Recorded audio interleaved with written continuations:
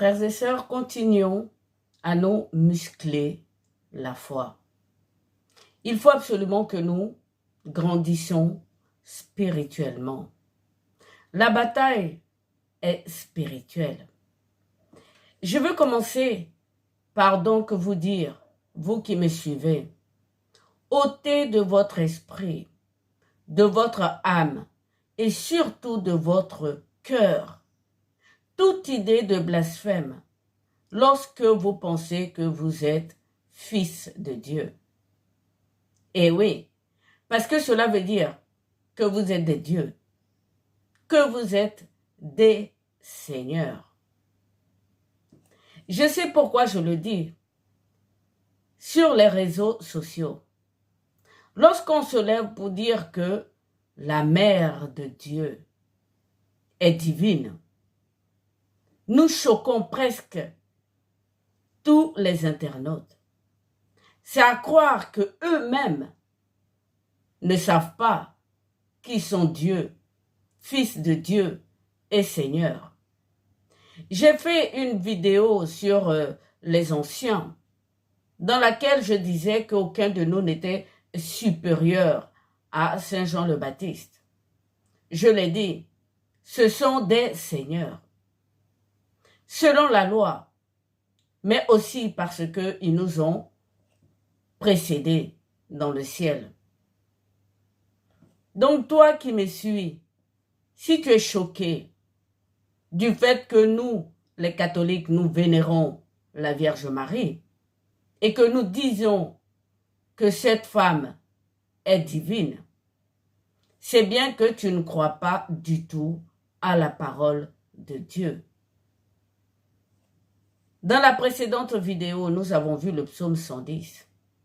Et le Seigneur lui-même s'adressait à tous les pharisiens, tous ceux qui étaient intellectuels, disant que le Seigneur a dit à mon Seigneur, « Assois-toi à ma droite jusqu'à ce que je fasse de tes ennemis le marchepied de ton trône. » Le Seigneur a dit à mon Seigneur. Et nous savons, par Saint Paul, que nous sommes déjà ressuscités et que nous sommes assis ensemble avec le Christ dans le ciel. Est-ce qu'il faudrait que je cite encore le psaume 82? J'ai dit, vous êtes des dieux, tous des fils de Dieu, et vous mourrez comme des hommes. Il n'y a aucun blasphème ici à avoir quand vous pensez que vous êtes des fils de Dieu et que vous êtes des seigneurs. Continuons donc avec Hébreux 1, les versets 8 à 12. Voilà ce qui est écrit. À son Fils, par contre, il affirme, ton trône, ô Dieu, est dressé pour les siècles des siècles. Et le sceptre de ton règne, c'est le droit. Détestant le mépris des lois, tu as aimé la justice. C'est pourquoi, ô Dieu, ton Dieu t'a marqué, toi de préférence à tes compagnons, d'une huile de fête. Et encore, c'est toi, Seigneur, qui à l'origine fondant la terre et les cieux sont l'ouvrage de tes mains. Tout cela périra, mais toi, tu demeures. Terre et ciel s'effilocheront comme de vieux habits. Tu les rouleras, ainsi comme un manteau, et ils seront changés, comme on change de vêtements. Mais toi, tu restes le même, et la vie ne sera jamais terminée. La vie ne cessera jamais pour le Christ. À quel ange a-t-il jamais dit « Assieds-toi à ma droite jusqu'à ce que je réduise tes ennemis à te servir de marchepied » Est-ce que ces anges, en qualité de ministres spirituels, ne sont pas tous envoyés au service de ceux qui doivent hériter du salut? Dans la précédente vidéo, je vous disais que nous sommes spirituellement enfantés par Ève au ciel. En Matthieu 18, les versets 10, « Gardez-vous de mépriser un seul de ces petits, car je vous le dis que leurs anges dans les cieux voient continuellement la face de mon Père qui est dans les cieux. » Et oui, nous avons des anges aux cieux. Ils n'ont rien à voir avec les 1/3 d'anges qui ont chuté et que nous allons juger. Ces anges nous connaissent depuis notre enfantement par Ève. Je fais une petite parenthèse ici. Lorsque j'ai dit dans la précédente vidéo que nous avons été engendrés par la Sainte Mère l'Église, je voulais dire par là que c'est pour notre âme. Et oui, spirituellement, nous avons été enfantés par Ève. De même que le Père a engendré son Fils parmi nous, c'est-à-dire en chair et en âme, l'Église nous a engendrés de même, en chair et en âme. Je ferme la parenthèse. Frères et sœurs, nous avons des anges qui nous aident, qui nous aiment, qui nous protègent. Donc pour quelqu'un, vous et moi, si nous avons conservé notre place à la droite de Dieu, nous avons un ange qui vient à notre secours. Pour ceux qui n'ont pas encore compris, je vais expliquer donc par cette parole de Zacharie 4, les versets 6. Ce n'est ni par force, ni par puissance, mais par mon esprit. C'est-à-dire que lorsque vous avez dans votre cœur, dans votre âme et dans votre esprit, et c'est juste que vous l'ayez, que vous êtes assis à la droite de Dieu. Vous avez toute l'aide qui vous est nécessaire. Et cette aide vient donc des anges.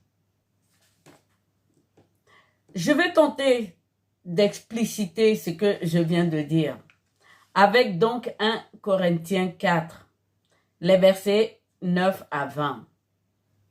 Il s'agit donc de notre cher Saint Paul, qui se trouve dans une ville et qui adresse une lettre à Corinthe, aux Corinthiens. Il dit ceci: « Mais j'irai bientôt chez vous, si c'est la volonté de Dieu, et je connaîtrai non les paroles, mais la puissance de ceux qui sont enflés. Car le royaume ne consiste pas en paroles, mais en puissance. Pour moi, absent de corps, mais présent d'esprit, j'ai déjà jugé comme si j'étais présent. Livrez cet homme à l'adversaire pour tuer son corps, afin que son esprit soit sauvé.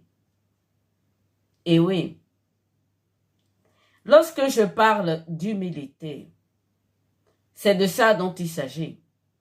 L'humilité est une puissance. Ce qui se passe à Corinthe, c'est que ce sont des personnes qui sont enflées d'orgueil par la parole. Ils sont convertis, ce sont des chrétiens qui connaissent donc la parole. Mais parmi eux, il y a un qui est impudique, qui a pour femme la femme de son propre père. Quelle ignominie!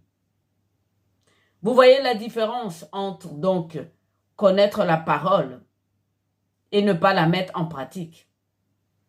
Donc cet homme est chrétien, baptisé, et spirituellement, il commet un tel acte. Ça a gonflé.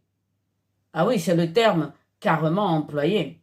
Saint Paul, qui lui a dit, je te le donne à Satan, ta chair, ton corps, pour que ton esprit soit sauvé.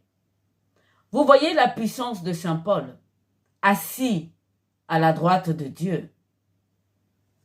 Satan est mis sous ses pieds, puisqu'il lui donne qui il veut. Mais nous n'en sommes pas encore à la deuxième partie de cette parole. Nous sommes toujours à nous asseoir à la droite de Dieu. Saint Paul le dit et je le répète, ce n'est ni par la parole, mais c'est par la puissance d'esprit. Vous pouvez donc être comme moi, assis chez moi, et élevé spirituellement vers Dieu dans le silence et demander aux anges d'intervenir, d'intercéder pour vous. Je continue. C'est dans Hébreux toujours. Hébreux 4, les versets 16. Il est dit ceci. Approchons-nous donc avec assurance du trône de la grâce, afin d'obtenir miséricorde et de trouver grâce pour être secourus dans nos besoins. Qu'est-ce que je suis en train de dire ici? Et je pense que vous l'avez compris. C'est-à-dire que non seulement nous sommes assis spirituellement à la droite de Dieu, mais en plus, nous pouvons élever encore notre âme par l'Église vers le trône de la grâce pour être secourus. Par qui? Par les anges. Nous sommes plus que vainqueurs, frères et sœurs. Nous sommes 2 fois vainqueurs. Nous sommes vainqueurs assis spirituellement dans les cieux. Nous sommes encore vainqueurs parce que nous pouvons élever notre âme vers le trône de la grâce pour être secourus. Frères et sœurs, nous sommes enfants de Dieu.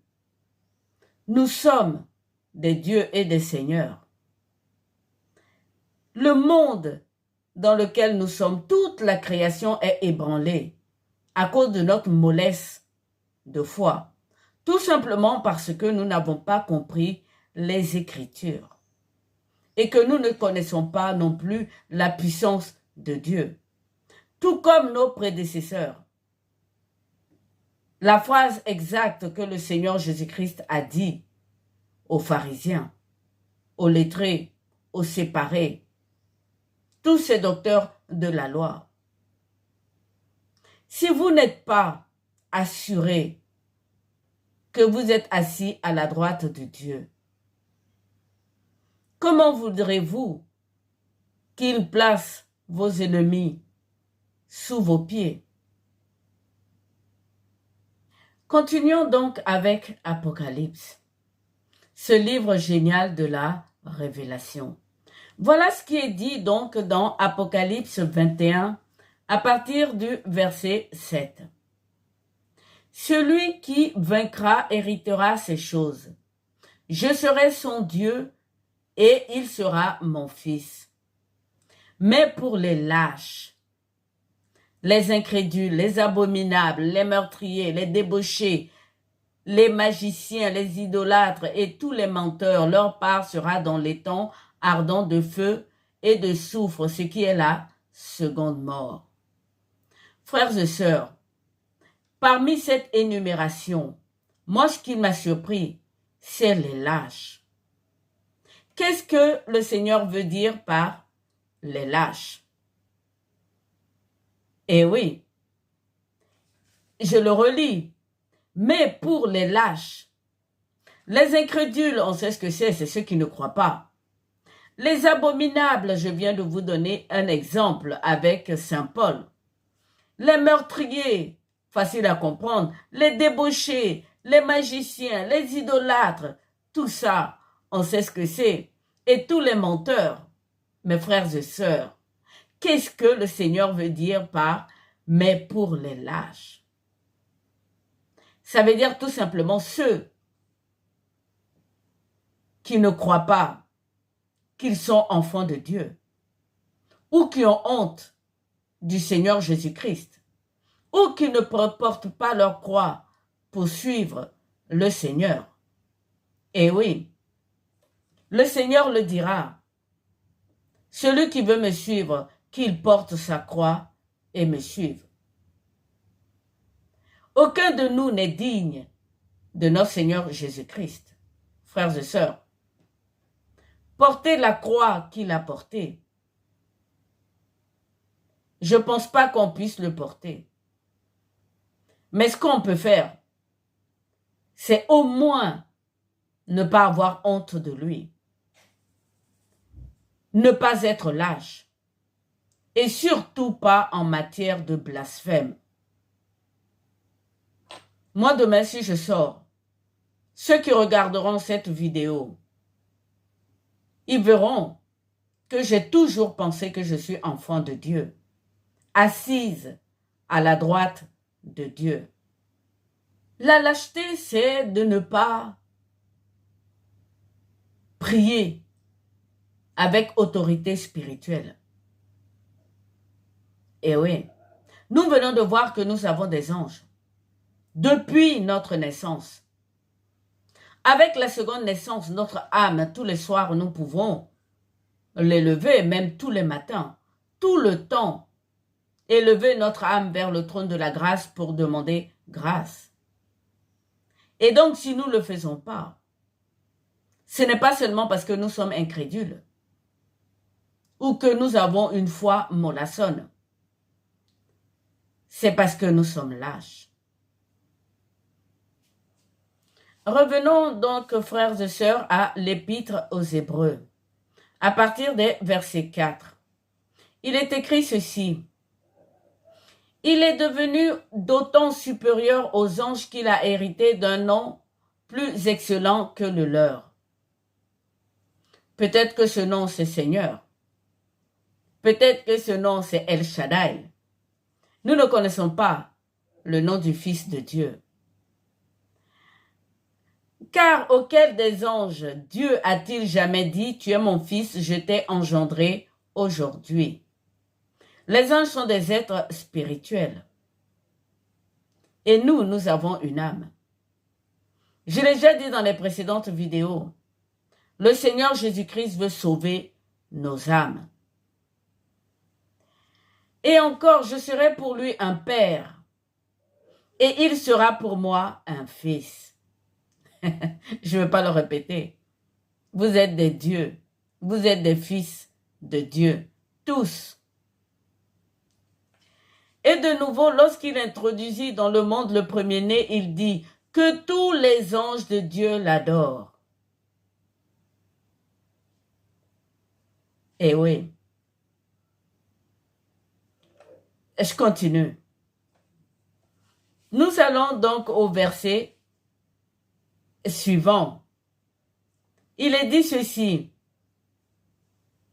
De plus, il dit aux anges, il fait de ses anges des esprits et de ses serviteurs une flamme de feu.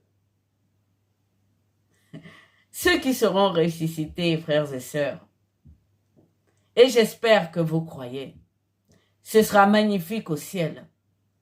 Nous serons avec nos âmes et nous aurons les anges autour de nous, en pur esprit de lumière. Essayez d'imaginer un peu ça. Lorsque je vous disais donc d'élever les âmes au ciel, vous avez la description du trône de Dieu. Vous pouvez vous imaginer, vous transporter spirituellement et vous asseoir en face de Dieu, en face de son trône. C'est de cette manière qu'il faut prier. Dans le secret. Je continue. Il dit à son fils, ton trône, ô Dieu, est éternel. Et plus bas, il dit, et auquel des anges a-t-il jamais dit, assieds-toi à ma droite jusqu'à ce que je fasse de tes ennemis ton marchepied. Frères et sœurs, Dieu nous aime.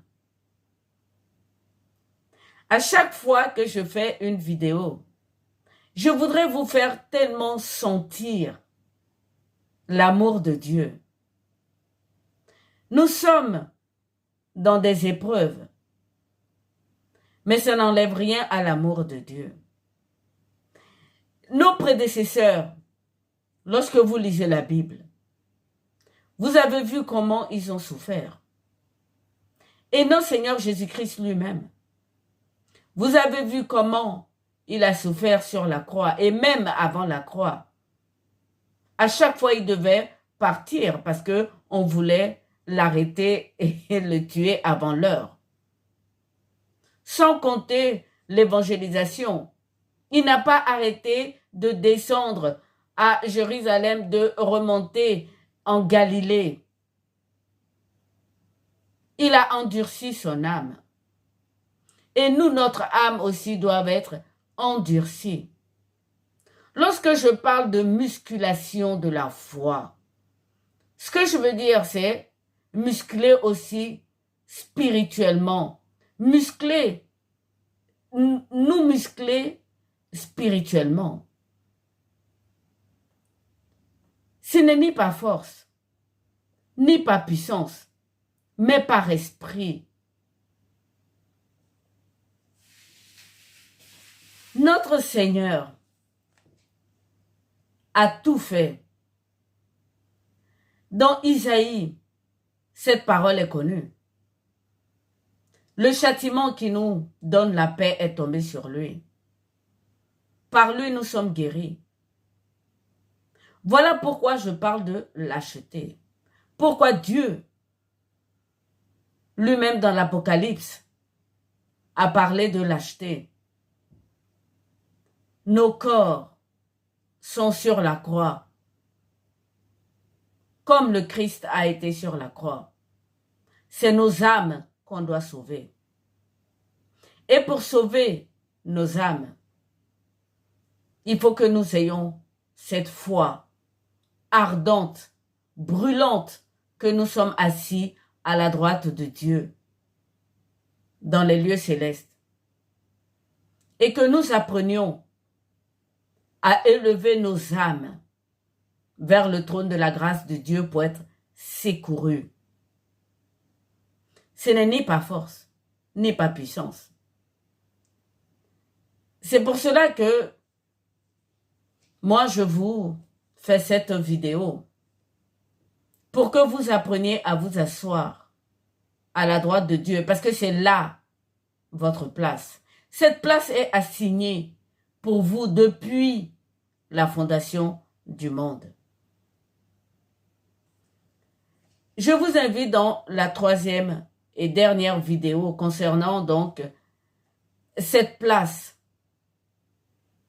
à la droite de Dieu.